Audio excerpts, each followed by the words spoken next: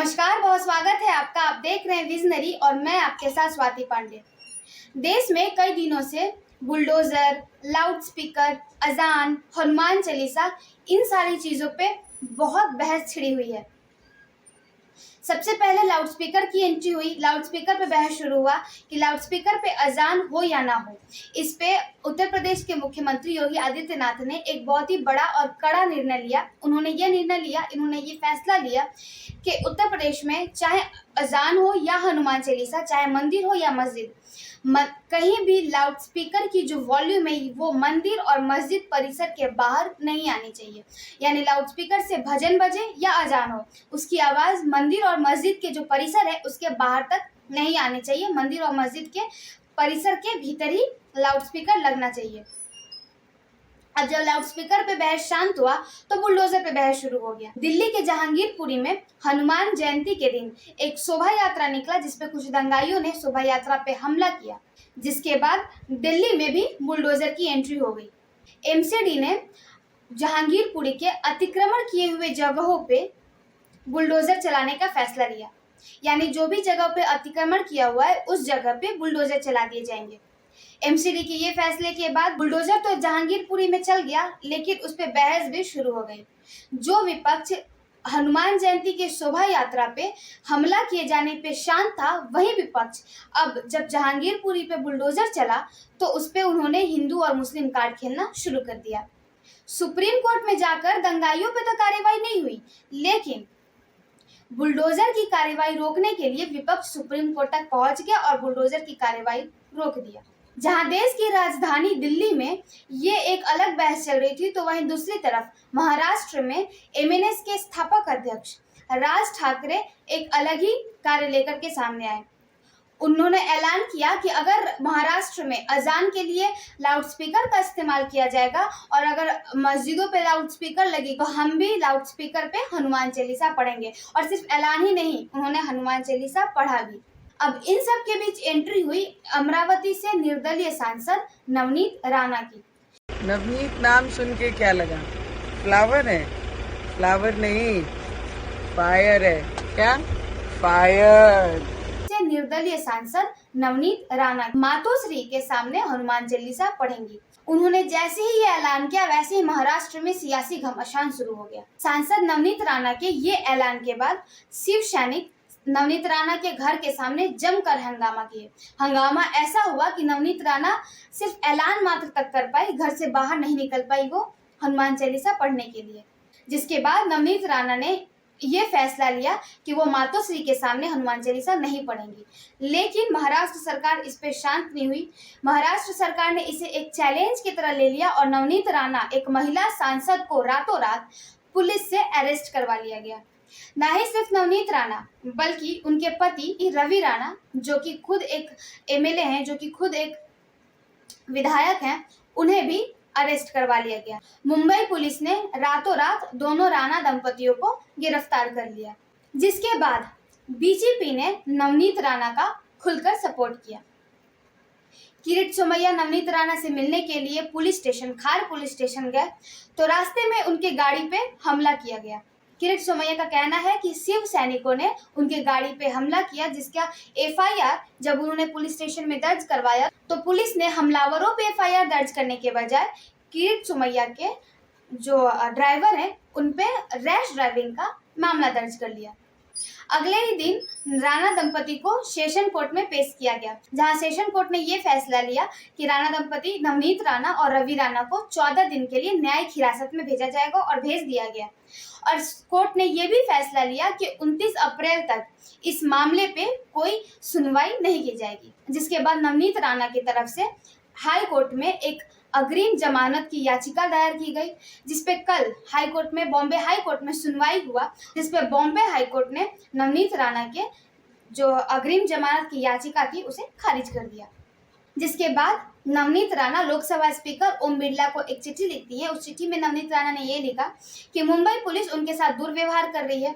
Mumbai police उन्हें पीने की पानी से लेकर वॉशरूम तक जाने नहीं दे रही और उन्हें अभद्र टिप्पणियां दी जा रही है। एक महिला सांसद के साथ बहुत ही दुर्व्यवहार हो रहा है मुंबई में। उन्होंने एक लेटर लिखा जिसमें ये लिखा गया। अब देखिए, महाराष्ट्र में एक समय था जब शिवसेना के साथ बीजेपी मिलकर राज्य चलाया करती थी और शिवसेना बीजेपी साथ मिलकर महाराष्ट्र में सरकार चलाया करती थी। लेकिन आज एक दिन है जहां शिवसेना को जब एनसीपी और कांग्रेस का सपोर्ट मिला तो शिवसेना बीजेपी के अगेंस्ट खड़ी हो गई और बीजेपी के खिलाफ एनसीपी के और कांग्रेस के साथ मिलकर सरकार चला रही है। अब महाराष्ट्र में नवनीत राणा एक बहुत ही तेज तर्रार और धाकड़ नेता के रूप में उभर रही हैं, जो कि चुनाव में निर्दलीय से खड़ी हुई और चुनाव जीती भी और जिन्हें अमरावती से एमपी बनाया गया। अब यही कारण है कि बीजेपी भी खूब साथ दे रही है नवनीत राणा की। जो भी घटनाक्रम मुंबई में हो रही है, इसे देख करके ऐसा लगता है कि बीजेपी को नवनीत राणा के रूप में एक बड़ा चेहरा महाराष्ट्र में भाजपा के लिए दिख रहा है। आपने हाल ही में कुछ दिन पहले देखा होगा कि नवनीत राणा कुछ महिलाओं के साथ मिलकर हनुमान चालीसा पढ़ रही हैं। तब इतना बवाल नहीं हुआ था, लेकिन बवाल तब शुरू हुआ जैसे ही उन्होंने मातोश्री के सामने हनुमान चालीसा पढ़ने का ऐलान किया। देखते ही देखते महाराष्ट्र की सियासी पारा गर्मा गई। महाराष्ट्र में हर दिन एक नया अपडेट सामने आ रहा है। महाराष्ट्र में सियासत हर दिन एक नई मोड़ लेते दिख रही है।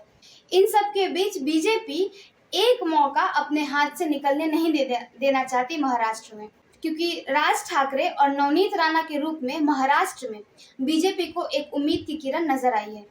इसीलिए किरीट सोमैया से लेकर देवेंद्र फडणवीस तक महाराष्ट्र भाजपा का हर बड़ा नेता नवनीत राणा के सपोर्ट में खड़ा हुआ है। आपको बता दें कि नवनीत राणा पे हनुमान चालीसा पढ़ने का ऐलान मात्र के बाद उनपे सिर्फ एफआईआर ही दर्ज नहीं करवाई गई और उन्हें जेल ही तक नहीं भेजा गया, बल्कि उनके ऊपर देशद्रोह का भी मुकदमा दायर करवा दिया गया। जबकि नवनीत राणा ने हनुमान चालीसा तो मातोश्री के सामने पढ़ा भी नहीं था, सिर्फ उन्होंने ऐलान किया था, उसके बाद इतना बखेड़ा खड़ा हो गया। और सिर्फ यही नहीं, उन्हें जमीन के 20 फीट नीचे गाड़ देने की धमकी भी मिली। ये धमकी देने वाले कोई और नहीं, शिवसेना के नेता संजय राउत हैं।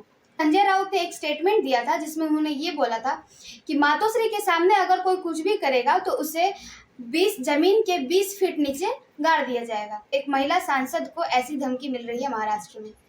ये हनुमान चालीसा विवाद सिर्फ महाराष्ट्र तक नहीं रुका। आपको बता दें कि एनसीपी की नेता फमीदा खान ने गृह मंत्री अमित शाह को एक चिट्ठी लिखा जिसमें वो प्राइम मिनिस्टर प्रधानमंत्री आवास के सामने हनुमान चालीसा, ना ही सिर्फ हनुमान चालीसा बल्कि हनुमान चालीसा, अजान, सर्वधर्म प्रार्थना की इजाजत मांगी।